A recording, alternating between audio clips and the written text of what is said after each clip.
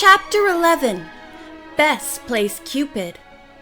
As Nancy slipped from the high beam, people below gasped. Others screamed. "Oh no, no!" George cried. Nancy herself had been terrified for a fraction of a second. In a desperate attempt to save herself, she clung tightly to the beam by one arm. Then, with great effort, she swung her right leg over the beam and gradually pulled herself to an upright position. "Bravo! Bravo!" cried several of the men below her and began to clap. "Yeah! Yeah!" shouted several relieved children. All this time, Nancy had managed to hold on to the net. Now she unrolled it and with a well-placed aim, finally snared the Persian. Its protests at being made a prisoner almost caused Nancy to lose her balance again. There were gasps of dismay from the watching crowd, and a flashbulb went off. Nancy looked down. A photographer had snapped her picture. "Oh dear," she thought. "This whole adventure has been such a mess." The cat had quieted down, and now Nancy inched her way backward, pulling the animal along. Slowly, she shinned down the rafter to the crossbeam. "Bess, George, will you catch the net?" Nancy requested. "Yes, let it go," George replied. Besides the girl's outstretched arms, there were several other willing hands. Nancy dropped the net containing the animal. The Persian was immediately put back into its cage, and Nancy came down the rest of the way safely. The watchers showered her with congratulations. "Thanks a lot," she said, blushing. All she wanted to do now was to get back to Berryville. A voice among the onlookers called out, "I'll buy the cat. I like spunky animals. How much is it?" Before Nancy could answer, George spoke up. "The price is higher now." People laughed, and the man called out, "You mean the higher the cat, the higher the price?" "Exactly," George said. "How about our having an auction? We'll start with the original price and go up from there." Nancy was amused and wondered if the scheme would work. "I'll pay exactly the figure you named," a woman said. "And I'll give you $25 more," a man called out. "Anyone bid 25 more? 25 more?" said George, who began to enjoy her role as auctioneer. As the bidding went on, Nancy and Bess became more and more astounded. The Persian cat finally sold for over 3 times what the original price had been. When Nancy motioned to Bess that she wondered if this had been the right thing to do, her chum said quickly, "I thought all along the price for a prize cat was too low. Besides, Miss Carter can certainly use the money." The girls said goodbye to the lovely Persian, which was now resting comfortably in the arms of a teenage girl whose father had purchased it for her. She smiled at the girls. "I just love my new pet." "I'm glad you do," Nancy said. "Be kind to Abatha." At that moment, the young man who had taken her picture said, "I want it for our local paper. Quite a story. Please tell me your name and address." Nancy did not relish this publicity, but did not see how she could avoid it. She identified herself. "You're from River Heights?" the photographer asked. "Are you related to the famous lawyer Carson Drew?" Bess answered the question. "She certainly is, and she does a lot of detective work in connection with her father's cases." Nancy was embarrassed, but the photographer beamed. "This will make a cool story," he said, putting away his notebook and starting off. "I can't wait to get it in the paper." When the girls reached Miss Carter's home, they found that Mrs. Beeling had returned from River Heights. At once she said to Nancy, "I hope you're not too tired to drive me downtown. I must buy some food." Nancy said she would be glad to take the nurse as soon as she had a chance to freshen up and change her clothes. The 3 girls went upstairs to Miss Carter's room. Hannah Gruen was talking to the actress. Proudly, Nancy opened her purse and took out a large wad of bills. "We sold every cat," she announced. "That's marvelous!" Miss Carter exclaimed. "You girls are wonderful. Why, Nancy, you've given me too much money." The three salesmen giggled. "No, I haven't," Nancy said, and then told the story of George auctioning off the last cat. Both women laughed. "Good work," said Hannah. Bess spoke up. "It was all because Nancy climbed into the rafters to get the cat, and twice she nearly fell off." "Oh my goodness!" Hannah grew and cried out. Nancy smiled. "Don't worry, I'm still in one piece." Miss Carter shook her head. "I appreciate all this," she said. "But Nancy, you shouldn't have taken the chance." Then she chuckled. "You must be as lithe as a kitten yourself." While Bess and George told her about the strange man with the cats at the show, Nancy took a quick shower and changed her clothes.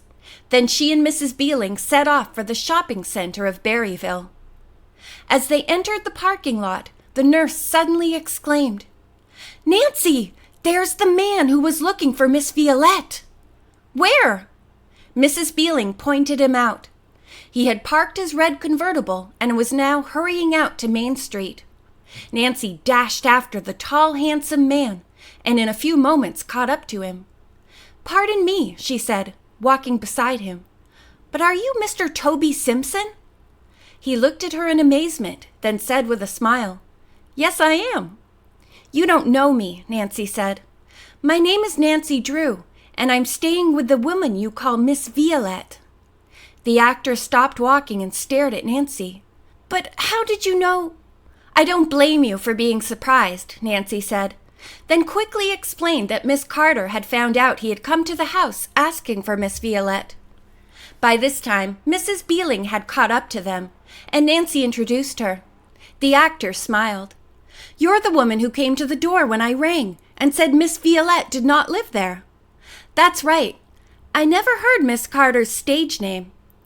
Mr. Simpson said that back in the days when he had been in plays with her, she had insisted that no one call her by any name except Miss Violette. He had assumed that she had continued the custom. An idea came to Nancy. She said to the actor, "If you're not busy this evening, I think it would be fun if you came to dinner at the house. We could let it be a complete surprise to Miss Carter." The man's eyes lighted up. "I can't think of anything I'd rather do," he replied. "What time would you like me to get there?" "Would 7 o'clock be all right?" It occurred to Nancy that even if they had a simple dinner, not much time was being allowed for its preparation. "7 o'clock will be fine. I'll be there, and thank you very much." "Then goodbye for now," said Nancy. She and Mrs. Beeling hurried off to the market. "This is very exciting," the nurse said. "Now all we need is to have the tapper show up and spoil the show. I can't understand why the police haven't rounded up somebody in this case." "Well, what do you think we should have for dinner?" "Steak is always safe," Nancy replied. "And how about a lemon meringue pie? I'll telephone Hannah and ask if she'll make one right away." She dashed off to a street phone while Mrs. Beeling started to shop. It was nearly 6 o'clock by the time they reached home. Bess, intrigued by the thought of a romantic meeting between Miss Violette and Toby Simpson, found it hard not to give away the secret. She and George had set the table. Flowers and candles gave it a very festive air. Hannah Gruen was just putting the meringue on the pie. She had also made a tasty-looking tossed salad with tomatoes and cucumbers. "We'll start with melon," Nancy announced. "Then will come the steak, French fries, and string beans. Everybody can help prepare them for cooking." Bess had gone upstairs and suggested that Miss Carter wear one of her most becoming dresses. "And I'll comb your hair in a modern style," she offered. "What's going on?" the actress asked, a suspicious look coming into her eyes. Bess did not answer directly. She said, "Don't you think we should celebrate selling all those cats and Nancy rescuing the last one?" Miss Carter smiled. "I suppose we should." She pointed out a filmy pale blue dress, and Bess helped her put it on. "You look darling," the girl said. Then she started working on the actress's fluffy gray hair. Within a few minutes, Miss Carter's long hair was arranged in an attractive style. As she looked in the mirror, the woman smiled. "I do look lovely, don't I?" A faraway expression came over her face. like I used to be when I played in The Dancer and the Fool." Presently George came upstairs, and together the two girls carried Miss Carter to the first floor. They had dimmed the lights in the living room, so she would not notice the extra place at the table. The girls sat down in the living room with her, while Mrs. Beeling and Hannah Gruen were putting the finishing touches on the meal. At exactly 7 o'clock, the front doorbell rang. Nancy went to answer, followed by Bess and George. They had already decided that the meeting between Miss Carter and Mr. Simpson should take place alone in the living room. When Nancy opened the door, she put one finger to her lips and merely said, "Won't you come in?" Mr. Simpson, smiling, stepped into the hall. Nancy pointed out the doorway to the living room and motioned for him to go inside. The girls huddled together, waiting. The next moment they heard a cry of delight from Miss Violette. "Toby! Toby! You've come back to me!" "Yes, dear. It has been so many years. I lost complete track of you, but today I had a little luck, and thanks to your friend Nancy Drew, here I am." There was a long silence, and the girls figured the couple were having a loving embrace. A few minutes later, Miss Carter called the girls inside. She formally introduced Mr. Simpson, then asked for a complete explanation of the whole affair. Nancy quickly told the story, then the three girls said they must go out to the kitchen to help. On the way, Bess whispered excitedly, "I'm so happy I could just burst." "I feel pretty good about the whole thing myself," George said. When the girls entered the kitchen, Hannah and Mrs. Beeling wanted to know about the meeting between the actress and actor. When they heard it had been a happy one, both were pleased. A little later, when everyone was seated at the table and grace had been said, Miss Carter told the others a little about her early life on the stage. "Then finally, I played opposite Toby, and we began to date," she explained. The actor had not taken his eyes from the woman, and now he said, "I played the part of the..." The actor had not taken his eyes from the woman, and now he said, "I played the part of the fool in the story for so long. I guess I just lived the part in my everyday life.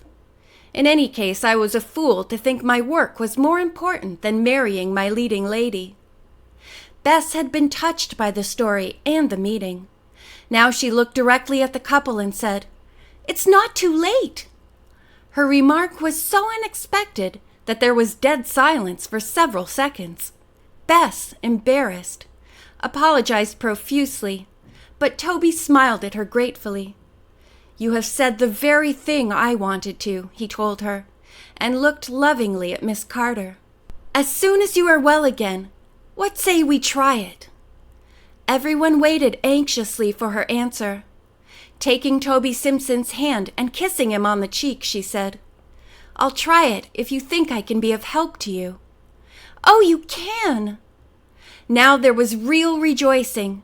Everyone was so excited it was hard to settle down to the dinner in front of them. But after a while, the conversation got around to the reason Nancy and her friends had come to Miss Carter's house. Toby Simpson wanted to hear the story in detail. When Nancy revealed the fact that she suspected a young man named Gus Woonton, Mr. Simpson frowned. "I once met a couple named Woonton," he said. "I believe they had a son, Gus." End of chapter 11.